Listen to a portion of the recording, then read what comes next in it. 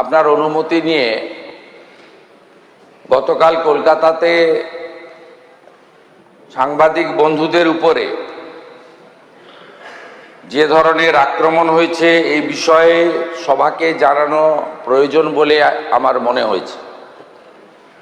কারণ আমি নিজেও কাল এসএসকেএম হসপিটালে লেট ইভিনিং 8টার পরে প্রায় 8:30 হবে আমি আক্রান্ত এবং আহত সাংবাদিকদের সঙ্গে ব্যক্তিগতভাবে মিট করেছি। আপনারা জানেন যে ইউনাইটেড ককরোচ মার্চ ব্যানারে একটি আন্দোলনের ঘোষণা করা হয়েছিল। Cockroach party, self declare cockroach পার্টির সদস্য দেবদীপ্য গাঙ্গুলি বিভিন্ন বামপন্থী ও অতি বামপন্থী সংগঠনের পক্ষ থেকে আমাদের পুলিশকে নির্দেশ দেওয়া ছিল যে গণতান্ত্রিক দেশ, যে কেউ তার গণতান্ত্রিক মত এবং তার অধিকার তারা প্রতিষ্ঠিত করতে পারে, কিন্তু আইন শৃঙ্খলার অবনতি না ঘটিয়ে শান্তিপূর্ণভাবে। পুলিশের পক্ষ থেকে নজরদারি রাখা হয়েছিল, ব্যবস্থাও রাখা হয়েছিল। সরকারের পক্ষ থেকে স্পষ্ট নির্দেশ ছিল কোন রকম বল প্রয়োগ বা পুলিশের দিক থেকে কিছু করা যাবে না যতক্ষণ না পর্যন্ত সমবেত আন্দোলনকারী বা মিছিলকারীরা নিয়ন্ত্রণের বাইরে না চলে যায়। আপনারা সোশ্যাল মিডিয়াতে দেখবেন এই যে সেলফ ডিক্লেয়ার ককরোচ পার্টি তারা বলেছে যে বামফ্রন্টের কিছু ছাত্র সংগঠন, ছাত্র ছিল বলে আমার জানা নেই কারণ ওদের কোনো কলেজ ইউনিভার্সিটিতে অস্তিত্ব নেই,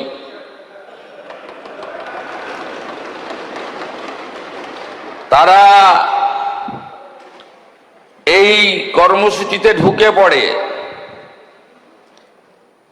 এরা হলো এসএফআই, ডিওয়াইএসএ, এআইডিএসও, এআইএসএ, এআইএসএফ, এআইএসবি, পিএসইউ আর ইত্যাদি ইত্যাদি। এই মিছিল শান্তিপূর্ণভাবে এগোচ্ছিল। মিছিলে পুলিশের যা হিসাব ক্রাউড ছিল 9000, তার মধ্যে কলকাতা এবং পার্শ্ববর্তী এলাকা থেকে ভোটে হারারা পিছন থেকে খিদিরপুর, মেটিয়াবুরুজ, রাজাবাজার, পার্ক সার্কাস, আকরা ফটক, বেলগাছিয়া, রাজারহাট, নিউ টাউন, বাগুইহাটি এবং ইত্যাদি ইত্যাদি সাপ্লাই করেছেন। পুলিশ পুরোটাই সংযত ছিল, টিভি মিডিয়া সবাই দেখেছে। পরবর্তীকালে যখন ডোরিনা ক্রসিং এ আসে,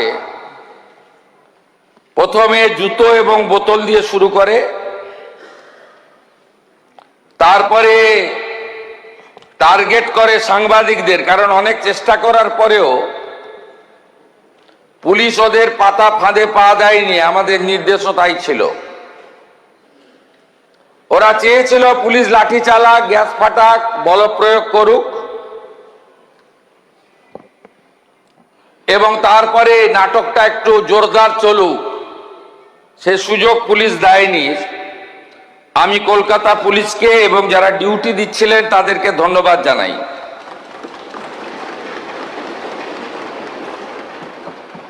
অল্প বিস্তর আহত হয়ে মেডিকেল নেননি, চলে গেছেন এমন সাংবাদিক অনেক বন্ধু থাকতে পারেন।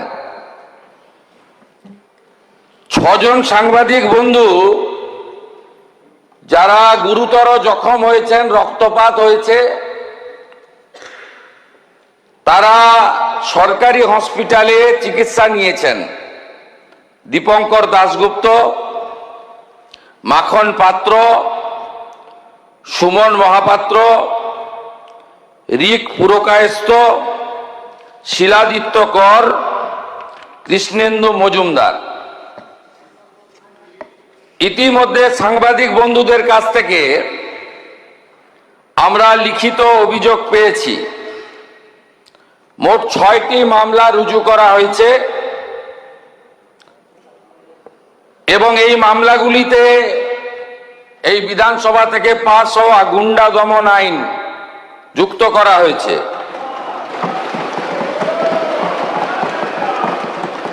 1 নম্বর রেফারেন্স কেস হেয়ার স্ট্রিট থানা, মামলা নম্বর 151, অভিযোগকারী Rahi Haldar. Reference 2 Hare Street থানা, মামলা নম্বর 152। এইভাবে মোট সুনির্দিষ্টভাবে 6টি মামলা দেওয়া হয়েছে। মোট 6 না 7টি মামলা, এন্টালি থানাতেও একটি মামলা হয়েছে। এই মামলাগুলোতে গুন্ডা দমন আইনকে যুক্ত করা হয়েছে এবং প্রায় 70 জনকে চিহ্নিত করা হয়েছে, যাদের একজনও ছাত্র নয়, যারা একজনও সেলফ ডিক্লেয়ার ককরোচ পার্টির মেম্বার নয়, যারা একজনও নিট সংক্রান্ত আন্দোলনকারীদের অংশ নয়। 4 জন কুখ্যাত লোকের নাম আমি এখানে বলছি, যাদেরকে আমরা ছাড়বো না। আরো বাকিগুলোর নাম তো আমি এখানে বলে সময় নষ্ট করব না। Afroz of Rajabagan, Nahid of Khidirpur, Tanvir and Nizam of Iqbalpur, Rahul Jamal of Watgunge. এই 5টা গুন্ডার নাম আমি এখানে ঘোষণা করলাম। গুন্ডা দমন আইনে এমন ব্যবস্থা নেব যাতে একদিন নয়, এই গুন্ডাদের 3 পুরুষ মনে রাখে। এই জন্যই গুন্ডা দমন আইন এনেছিলাম, এই জন্যই গুন্ডা দমন আইন রাজ্যপাল মহোদয় পাস করেছে। এর প্রয়োজনীয়তাটা কতটা ছিল বাংলার মানুষ দেখেছে। আমি সমগ্র বিধানসভার পক্ষ থেকে সাংবাদিক বন্ধুদের উপরে শারীরিক আক্রমণের নিন্দা করছি। আমি আশা করব বিধানসভা আমার সঙ্গে একমত হবেন। আমাদের শাসক বেঞ্চের চিফ হুইপ অম্লান ভাদুড়ী, তিনি আমাকে একটু আগেই বলছিলেন যে লাঞ্চের ঘোষণা হলে ভারতীয় জনতা পার্টির বিধায়করা বুকে কালো ব্যাজ লাগিয়ে সংবিধান প্রণেতা আম্বেদকরজির মূর্তির নিচে সাংবাদিকদের উপর আক্রমণের নিন্দা করে একটি কর্মসূচি নিয়েছেন এবং সংবিধানের 4র্থ স্তম্ভ মিডিয়ার কর্মীদের প্রতি সলিডারিটি জানানোর জন্য একটি ছোট্ট প্রয়াস নিয়েছেন। আমি তাকেও স্বাগত এবং ধন্যবাদ জানাচ্ছি। মহোদয়, আপনার অনুমতি নিয়ে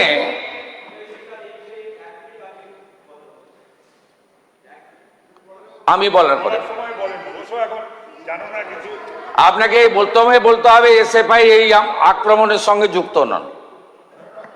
আপনার নেত্রীরাই তো বলেছে কাঁদানে টিয়ার গ্যাস নিয়ে পুলিশ দাঁড়িয়ে আছে, সবাই একটা করে জলের বোতল নিয়ে আসবেন। আমাদের কাছে তো সোশ্যাল মিডিয়া আছে। আপনারা তো কর্মসূচির আগেই বলেছেন জলের বোতল আনতে। সেই জলের বোতলগুলো হাজারে হাজারে কিভাবে ছুঁড়ছিলেন লোক দেখেছে। ডিম ছোড়াটা যদি বাংলার সংস্কৃতি না হয়ে থাকে সাংবাদিকদের উপরে বোতল আর জুতো ছোড়াটাও বাংলার সংস্কৃতি হতে পারে না।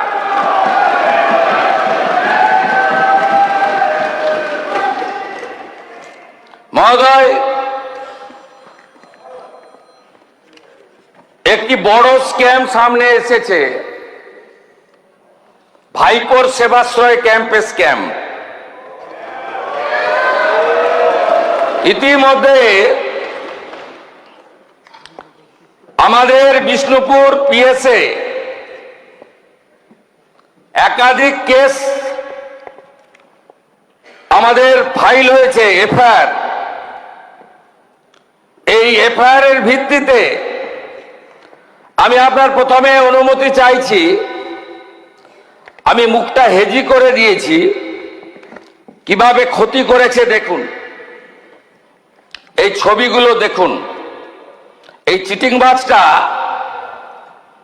দেখুন, বাচ্চাটার হাত গেছে, দেখুন।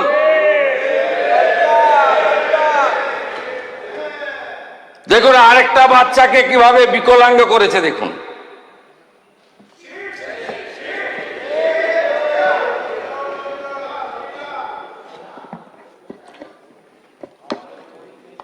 এই দিদির পাটা গেছে দেখুন।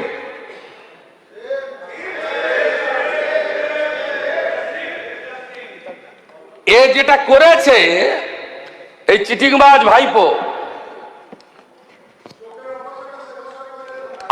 আল্ট্রাসোনোগ্রাফি মেশিন বাইরে নিয়ে গেছে, এক্সরে মেশিন বাইরে নিয়ে গেছে, সরকারি হসপিটালের ডাক্তারদের বাইরে নিয়ে গেছে, মেডিকেল কলেজের স্টুডেন্ট মুখ্যমন্ত্রীকে চিঠি দিয়েছে। মেডিকেল কলেজের স্টুডেন্ট ডাক্তার হতে পারে, চিকিৎসা করতে পারে? তো একবার ঢুকলে বেরোবে না, এ তো খুনের মামলা। একে কেউ বাঁচাতে পারবে না, এই চিটিংবাজ ভাইপোকে কেউ বাঁচাতে পারবে না। আগে তো সবকে তুলবো, সব আল্ট্রাসোনোগ্রাফি মেশিন সিজ হয়েছে, সব এক্সরে মেশিন সিজ হয়েছে। দিলীপ মন্ডল তার গোডাউন থেকে এই সকল সেবাশ্রয় 25-এ ওষুধ সিজ হয়েছে, যেটা 21 সালের ওষুধ, এক্সপায়ারি ওষুধ দিয়েছে পেশেন্টদেরকে।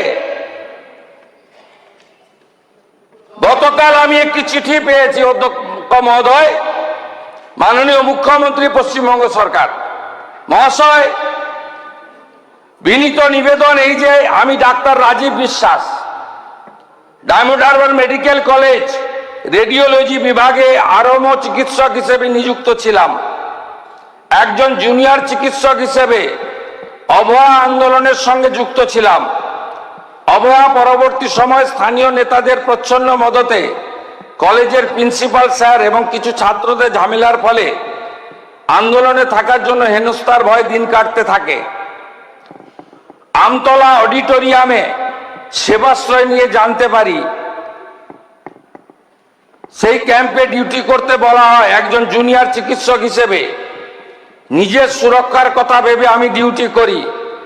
পরবর্তীতে এসডিওর মাঠে মডেল ক্যাম্প ইউএসজি বিভাগ ডিউটি করার জন্য শামীম আহমেদ আমায় ডেকে পাঠান।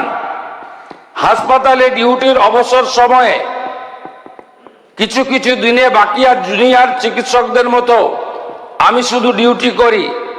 সেবাশ্রয় 2-এর সময় পড়াশোনা নিয়ে ব্যস্ত থাকার কারণে ন্যূনতম অংশগ্রহণ করি।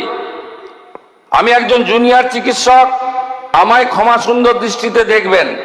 আমার ভবিষ্যৎ সুরক্ষার্থে আপনার প্রতি আমার আবেদন। রাজীব বিশ্বাস। একাধিক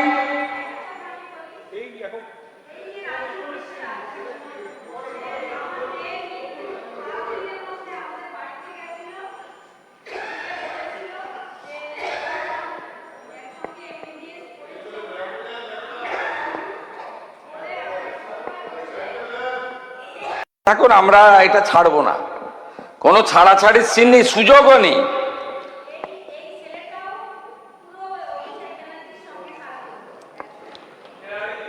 আমাদের অ্যাকশন টেকেনের রিপোর্ট আপনাদের বলে দিই। আমি তো অনেকগুলো বিষয় বলেছি, ছবি দেখিয়েছি। আমরা এফআইআর এর পরে যে এফআইআর এর নামগুলো অ্যাকিউজড হিসেবে পাওয়া গেছে, আমি তদন্তের প্রক্রিয়ার স্বার্থে নামগুলো এখানে বলছি না। আমরা যে অ্যাকশন টেকেন নিয়েছি 7/7/2024, আমরা letter sent to honourable doctor Ajit Kumar Mohanty, secretary department of atomic energy, GOI। 7/7/2026, letter sent to honourable AK Balasubramaniam, chairperson atomic energy regulatory board of India, having the office of the Niyamak Bhavan, Mumbai, Maharashtra. 7/7/2026, letter to principal secretary department of health এবং family welfare. 17/7, letter sent to chief medical officer, south 24 Parganas. 15/7, seize some document and photograph related for those medical camp from the complainant. তারপরে আমরা যেগুলো করেছি, X-ray machine সিজ করেছি, আমরা USD machine সিজ করেছি, আমরা expiry সমস্ত ওষুধ সিজ করেছি। এবং এই খাতে পূর্ব মেদিনীপুর জেলা শাসক এবং দক্ষিণ 24 পরগনা জেলা শাসক ডায়মন্ড হারবার এবং নন্দীগ্রামের সেবাশ্রয় প্রকল্পের মাধ্যমে সরকারি যে অর্থ ব্যয় হয়েছে, সরকারি যে ডাক্তারদের ডিউটিতে লাগানো হয়েছিল, সেগুলো আমরা করেছি।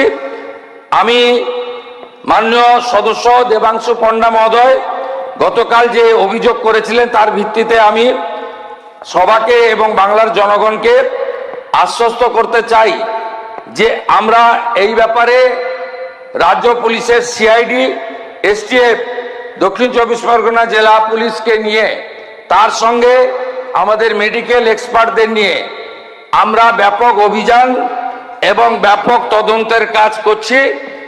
মানুষের জীবন নিয়ে যারা ক্ষতি করেছেন এবং এই ক্যাম্পে যারা ক্ষতিগ্রস্ত হয়েছেন, তাদের প্রত্যেকটি অভিযোগকে FIR হিসেবে ট্রিট করা হয়েছে। এবং আপনারা নিশ্চিন্ত থাকুন, এত বড় জঘন্য অপরাধ এই পশ্চিমবঙ্গে এই মেডিকেল ক্যাম্প নিয়ে ভাইপো করেছে, তার সাকরেতরা করেছে, তাদের একজনকেও ছাড়ার কোনো সিন নেই। সময় কথা বলবে, টাইম উইল স্পিক। আমরা আট ঘাট বেঁধে প্রস্তুতি নিয়ে সমস্ত তথ্য জোগাড় করে এভিডেন্স নিয়ে ভারতীয় ন্যায় সংহিতা অনুযায়ী কাজ করছি। যথা সময়ে বৃক্ষ তুমি কে, ফলে না পরিচয়তে। ভালো থাকবেন।